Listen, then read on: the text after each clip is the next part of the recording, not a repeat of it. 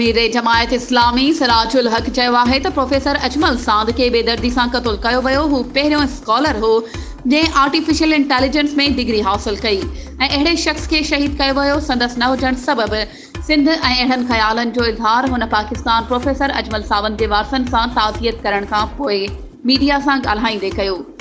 सिराजुल हक वधीक चयो त अफ़सोस जी ॻाल्हि आहे त कातिल अञा ताईं गिरफ़्तार न थी सघिया आहिनि। सिंध में अमन अमान जी सूरत हाल इंतिहाई ख़राब आहे। सॼे सूबे में धाड़ेलनि जो राज आहे।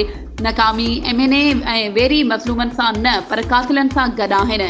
सिराजुल हक वधीक चयो त असां मज़लूमनि सां गॾु बीठा आहियूं। हुन वधीक चयो त सिंध जा माण्हू जॾहिं बि सियासी अॻवान हिक ॿिए सां न ॻाल्हाईंदा आहिनि त नतीजो इहो निकिरंदो आहे त सियासी वेढ़ में टी क़ुवत हुन जो फ़ाइदो वठंदी आहे।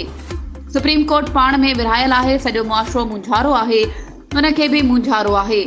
हिकु फुल कोर्ट ठहे जंहिं ते सभिनी जो एतमाद हुजे।